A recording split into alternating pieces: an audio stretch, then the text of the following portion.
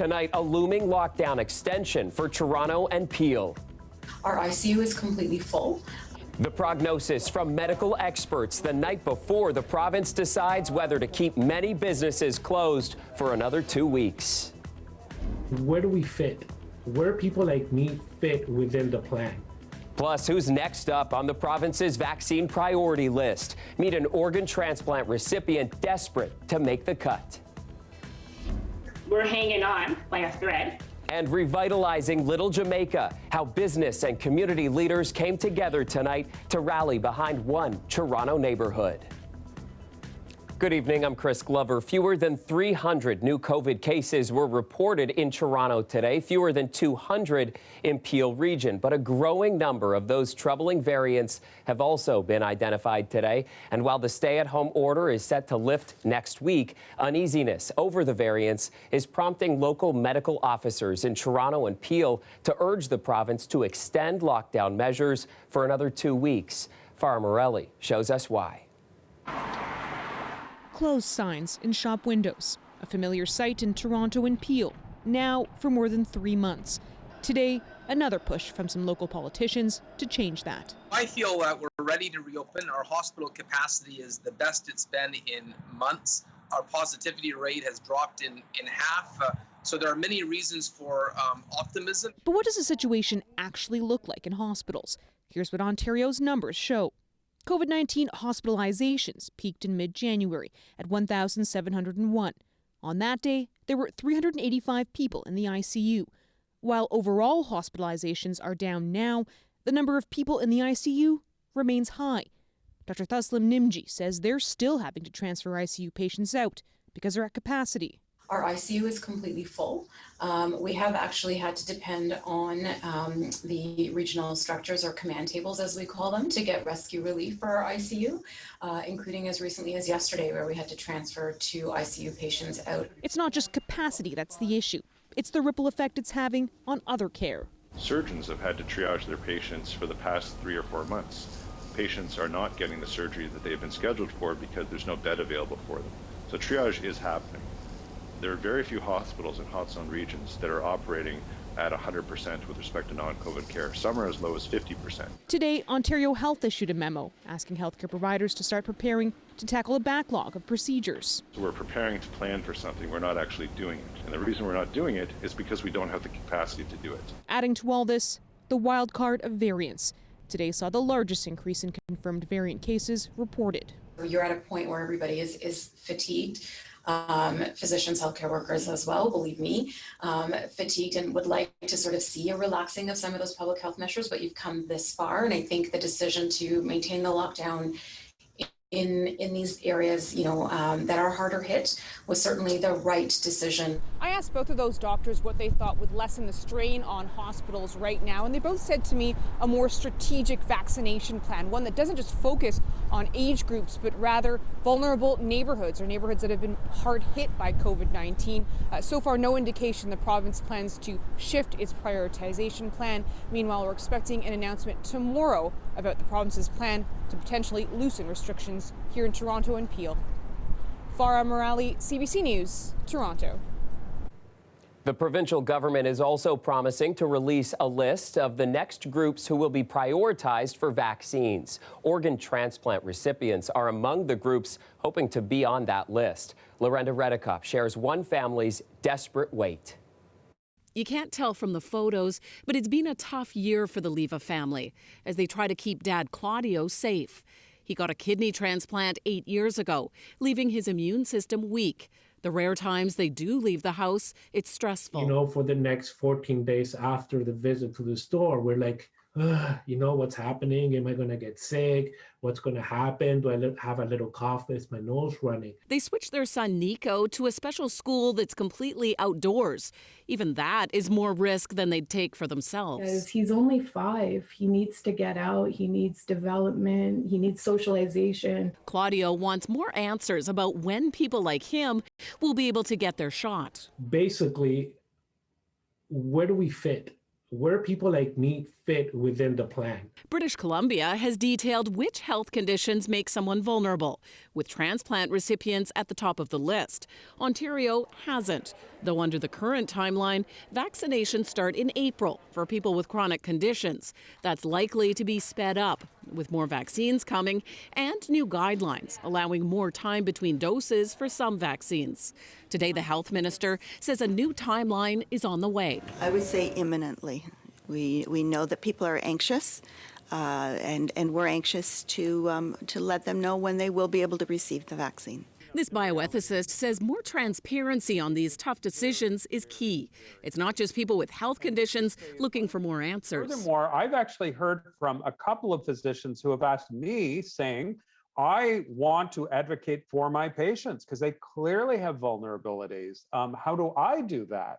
So even within the healthcare system, there seems to be a lack of clarity. The Leva family hopes Claudio's vaccine comes soon. I only have 2 goals for the year. One is to get my son back in school, to get our son back in school. And the other is to go to a grocery store. Like to just go to a grocery store and not feel the way that we feel. Lorenda Redicomp, CBC News, Toronto. Some Ontario pharmacies could offer COVID-19 vaccines as early as next week as part of a provincial pilot program.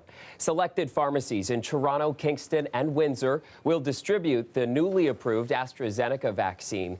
The Ontario Pharmacists Association is still working out all the details, but the current plan involves 380 stores in total. The target group will likely be those aged 60 to 64. A comprehensive list of participating stores will be finalized by Monday.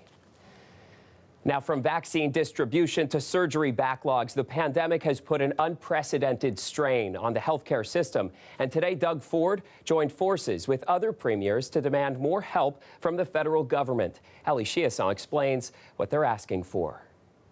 Premiers from BC to New Brunswick, mostly Conservative, one NDP, came together for this news conference today, hosted by Quebec Premier François Legault. Today, we'll all have the same message for the federal government. Now is the time to act and increase the Canada Health Transfer. It's essential to do so for those who need treatments across the country. The federal government provides financial support to provinces and territories to help fund the provision of different programs and services. They do this through transfers. There's one for social assistance and education known as the Canada Social Transfer, but it's the Canada Health Transfer these premiers want to renegotiate. There's a risk provinces and territories won't be able to pay for all the services their population need. We ask the federal government to increase its contribution from 22% to 35%. They say the pandemic has put an unprecedented strain on every healthcare system in the country. Mending a health system that's already stretched to its limit will be no easy task. Premier Doug Ford stressed concern over a backlog of surgeries. There's also the unknown impact of the lasting health effects of COVID-19, both physically and mentally. That means more people waiting longer for key surgeries, waiting longer for cataract surgeries, waiting longer for knee replacements, and too many people are struggling with their mental health. These issues are present across the country, including Manitoba. When I raised this story, a true story, with the Prime Minister, he looked across the table at me and said, "I'm not your banker." Will today's approach of having a coalition of premiers help their cause? If COVID-19, and God, we all hope that's the case, is looking like it's in the rearview mirror this summer, that would be the time where the Government of Canada would be in a position to say to them, this is the amount of money that we're prepared to spend on an ongoing, recurring basis. Premier Doug Ford is hopeful the feds will hear their plea and make the permanent increase to health funding from $42 billion annually to $70 billion in the upcoming budget. If Team Canada comes together, there's nothing we can't do. Ali Chiasson, CBC News, Toronto. The pandemic has been a challenge for so many businesses, but in Little Jamaica, things have been particularly difficult, partly due to years of construction for the Eglinton Crosstown LRT. Tonight, their city councilor held a virtual town hall to help search for ways to protect the culture. Greg Ross has more. Little Jamaica represents not only Jamaica, but every island in the Caribbean. It's an identity Phoebe Fife is hoping to protect. We want to secure official recognition of Little Jamaica by local BIAs in the city of Toronto. Fife is one of many business owners in Little Jamaica who listened in on this virtual public forum tonight hosted by City Councilor Josh Matlow. It's part of a new development strategy aimed at rejuvenating and protecting the Caribbean culture in the Eglinton West neighborhood. For several years, Black-owned business owners and others have rightfully complained that there hasn't been enough attention by any level of government to ensure that both their businesses survive through the LRT construction, now through the pandemic. We're hanging on by a thread. For 20 years, Fife has owned a beauty salon on Eglinton Avenue. She says her business took a big hit several years ago when construction began on the Crosstown LRT. The project has suffered several delays over the years and is now not expected to be completed until 2022. The trucks, the construction, the lack of foot traction on Eglinton, the business is slowly being choked out. She says many businesses have already been forced to close. Surprisingly, she says the pandemic may have helped keep her business afloat.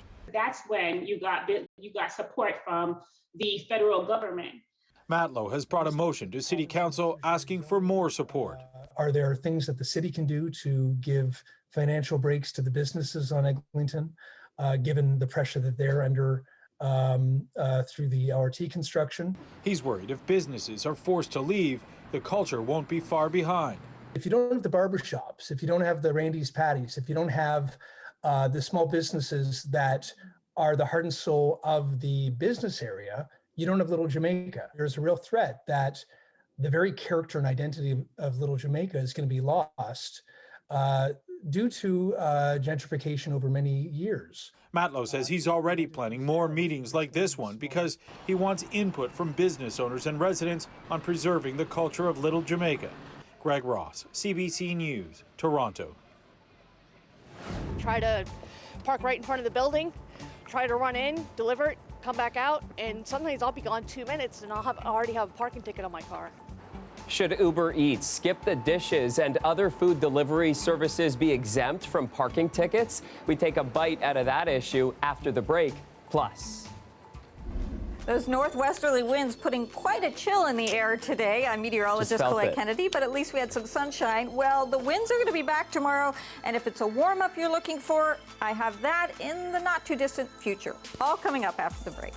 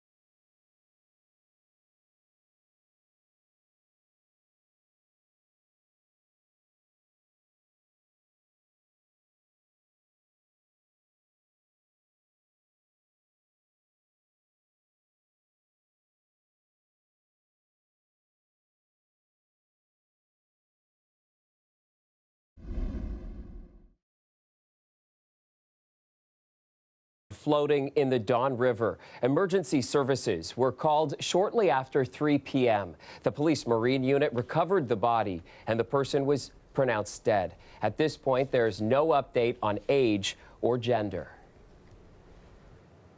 During the pandemic, people are staying at home like never before, and delivery drivers and couriers are seeing a huge surge. But their booming business is stalling on a different front. Nick Boisvert explains their parking problem.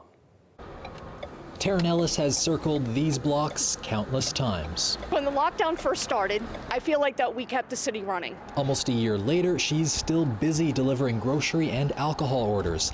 In places like Liberty Village, she says that job is harder than it should be. Yeah, try to park right in front of the building, try to run in, deliver it, come back out, and sometimes I'll be gone 2 minutes and I already have a parking ticket on my car.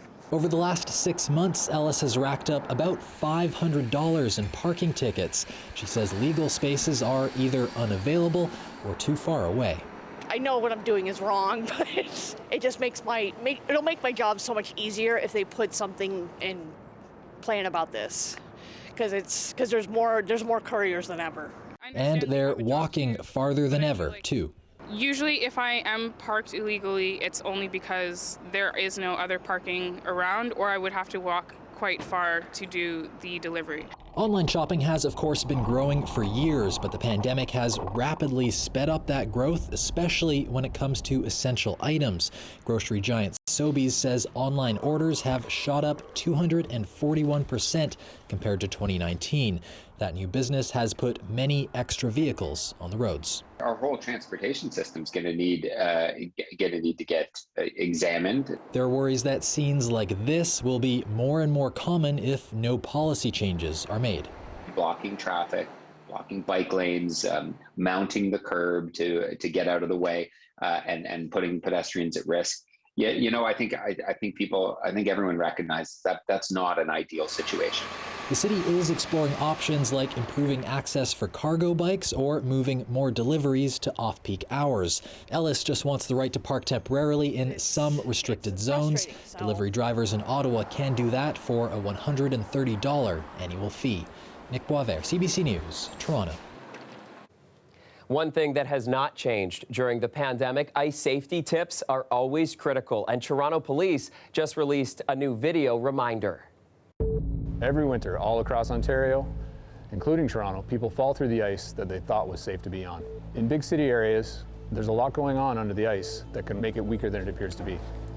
All right, so the first tip, the Marine Unit stresses, don't go onto the ice in the first place. Now, if you do find yourself in a situation, keep your head above water and remain calm. The police video recommends using your legs to lift your body onto the ice and then rolling to shore. No ice was melting today, though. It sure looked beautiful, but we were back to those frigid temperatures. And Colette Kennedy is here now with what you can expect in the days ahead. And Colette, today was one of those days that seemed better to look at than to be out in. Thanks, Chris. Yeah, it was one of those days where if you were just, this morning inside looking out, you see the sun shining and what a beautiful day. And it was a beautiful day, just a little on the cool side. Those northwesterly winds, as they picked up, we actually saw our temperature falling through the day, becoming colder in the afternoon than it was in the morning hours. So what happens tomorrow? Guess what? The northwesterly winds, yeah, they're back again. So we will see them ease a bit through the overnight, and then we're going to have those gusting towards 50 kilometers an hour, even stronger into your Friday. And we have a risk of some flurries as we get towards tomorrow into the evening and overnight into Saturday morning. That's into the GTA and into the city. A few areas tonight are seeing a bit of flurry activity and even some lake effect there. Now, temperatures rising next week. If that is something you're looking forward to, it's a little cool through the weekend, and then sure enough, by Monday, those temperatures start to climb above seasonal instead of below. So the daytime highs, I know if this isn't making sense to you, yeah, that's that 1 degree from midnight last night. And then, like I said, those temperatures coming down even up to 2 in Windsor, although nothing like yesterday, right? some incredible numbers there. All right, our forecast wind gusts here, you can kind of see what happens then as we go through the next 24 hours or so. There's going to be a few pockets too. No wonder we get into some lake effect and then getting tagged by some of these flurries. So this is into tomorrow evening, and that's why I say for the city, for the North Shore of Lake Ontario, that's when the chance increases there. Although earlier than that, we'll see it tomorrow afternoon through the Niagara region. So just watching this play out, we will have some sunshine certainly to go around. Here comes the clouds into the afternoon hours. And then as we go into Friday night, Saturday morning, seeing some of those stray flurries making their way all the way down into the city. And then Saturday, it's going to be kind of a thing where we'll have variable skies. At times more sun, times more cloud, and I would expect more cloud through the day than those sunny breaks. Tonight, feeling like -15 for southwestern Ontario, although -9 is your temperature. Windsor, 3 degrees there tomorrow. Leamington, Chatham-Kent as well with lots of sunshine, although it's still going to feel cool. You've got the northwesterly winds too. And here we are, -10 tonight in Toronto, feeling like almost -20. It certainly will feel like that for areas like Markham and Newmarket and through Aurora. And then tomorrow afternoon, those temperatures struggling, but in a few cases, we will get to freezing or even just a little bit above. Now into Saturday, still a cool day. Sunday, still cool, but sunshine throughout the day for the second half of the weekend. And then you can begin to see that warm up. By Tuesday, Chris, we could even hit double digits then. If not, I think we'll do it by Wednesday. Oh, Colette, I can't wait. Thanks. The weather is brought to you by Trane, the most reliable heating and cooling brand. We test, so it runs. It's hard to stop a train. The inside textile is actually a blueprint for like a pipeline. Coming up, how Toronto high school students are turning their passion for activism into statement fashion pieces. That story right after the break.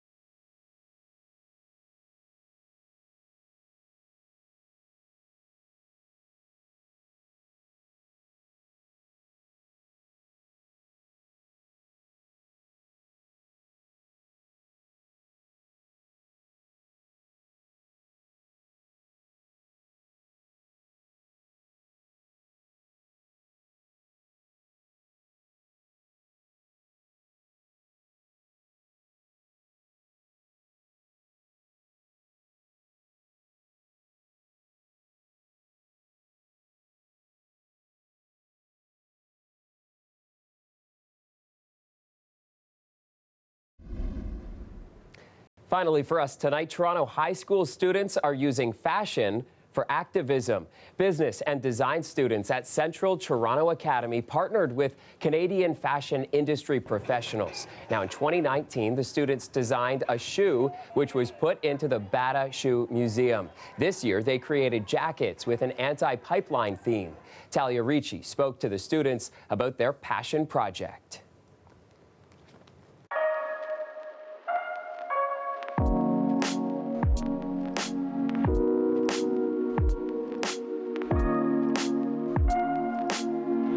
We had to pick like an activism message that was something like we believed in, like personally, and I picked like my jacket is anti-pipeline.